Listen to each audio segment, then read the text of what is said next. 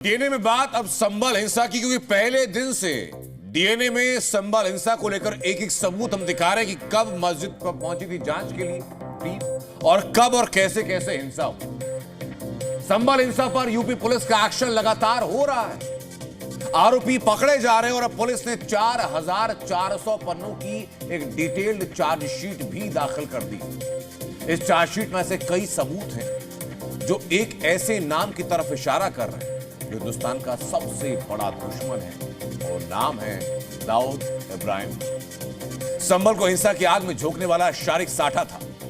ये वो चेहरा जिस चेहरे को आप पहचानी भी, शारिक साठा, इसकी कुंडली पूरी बताऊंगा मैं आपको। ये वो चेहरा जिसने दुबई में दाऊद के इशारे पर दंगे का प्लान तैयार किया, शारिक साठा, और दाऊद नेटवर्क का ये वो मोहरा जिसने शारिक साठा के इशारे पर संभल में हिंसा की साजिश को अंजाम दिया। दूसरा चेहरा मैंने आपको उसी का दिखाया।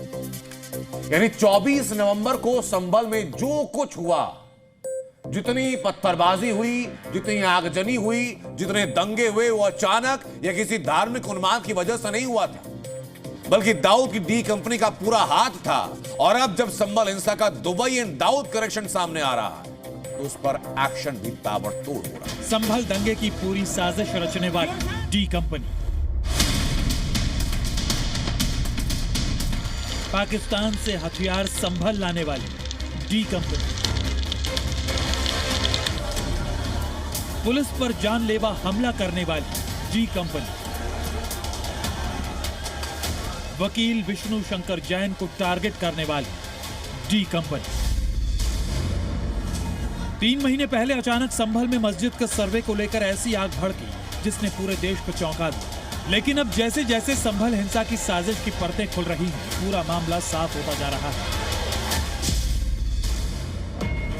24 नवंबर को हुई हिंसा से जुड़े 6 मामलों में यूपी पुलिस एसआईटी ने 4400 से ज्यादा पन्नों की चार्जशीट दाखिल की है। पुलिस के मुताबिक जांच में सामने आया है कि संभल के रहने वाले शारिक साठा ने इस हिंसा को अंजाम दिया था और शारिक साठा ने डी कंपनी के जरिए दुबई से बैठकर इस पूरी साजिश की प्लानिंग और फंडिंग की। तो पूछताछ में जो बात निकल के आई उसके आधार पे मस्जिद में जाके वहां पे, ताकि जब इस तरीके से बलवा हो जाएगा और पुलिस भाग जाएगी और जब जनता में भी अगर ये दाएं बाएं हो जाएंगे तो मस्जिद में जाके उन लोगों को हताहत करना था। कुछ दिन पहले पुलिस ने गुलाम नाम के एक शख्स को गिरफ्तार किया था जो संभल हिंसा में शामिल था।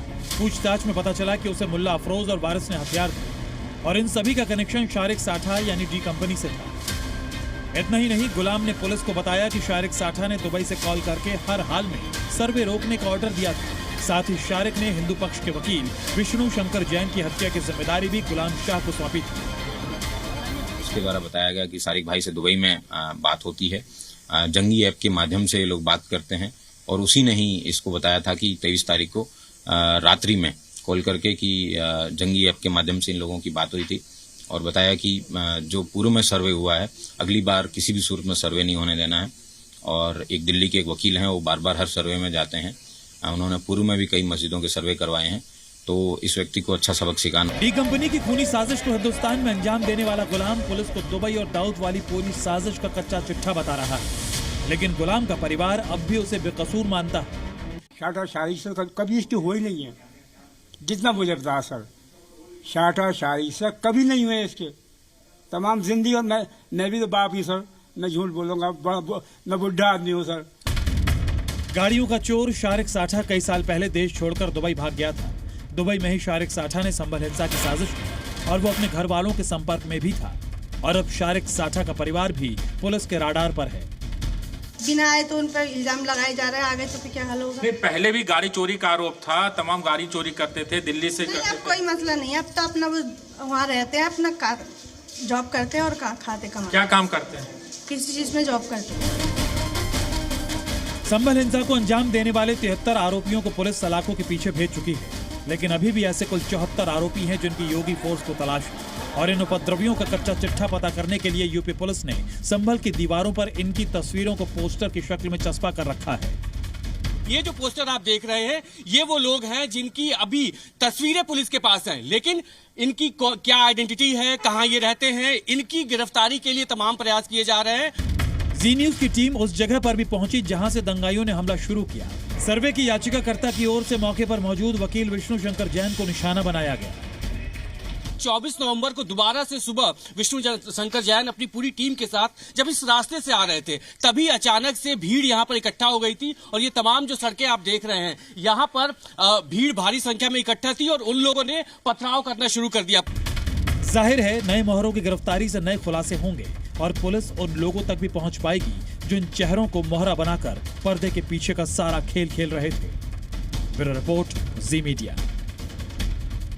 तो संभल में दंगाइयों पर एक्शन है, छापेमारी से लेकर गिरफ्तारी हो रही है, दंगाइयों के पोस्टर लग रहे हैं, पाकिस्तान का कनेक्शन सामने आ रहा है, दाऊद इब्राहिम का नाम आ रहा है।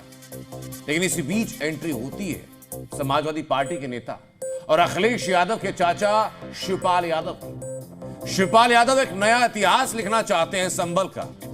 ये इतिहास क्या होगा, उसमें किसे जगह देंगे शिवपाल यादव, ये खुद उनकी मुंह से सुनिए।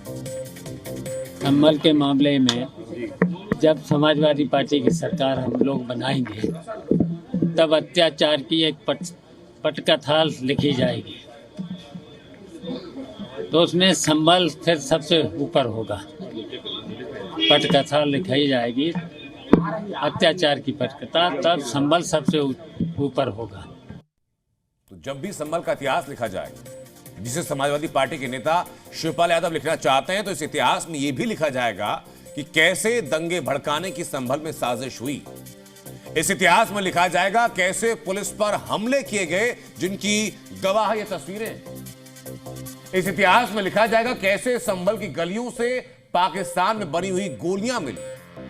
इस इतिहास में यह भी लिखा जाना चाहिए कि कैसे सबूतों को खत्म करने के लिए, सबूतों को मिटाने के लिए उसी दंगाई भीड़ ने सीसीटीवी कैमरों को तोड़ा और कैसे दंगों की आड़ में हत्या तक की साजिश रची गई। इस इतिहास में लिखा जाना चाहिए कि कैसे कानूनी काम में बाधा डालने की कोशिश हुई, कैसे दंगा भड़काने के लिए बाहर के जिलों से लोग लाए गए और संभल को सुलगा दिया। और सिर्फ यही इतिहास नहीं, इसके पहले के 4 दशकों के अंदर जो दंश संभल के हिंदुओं ने झेला है, उसका हिस्सा भी उसी इतिहास में शिवपाल यादव को लिखा जाना चाहिए।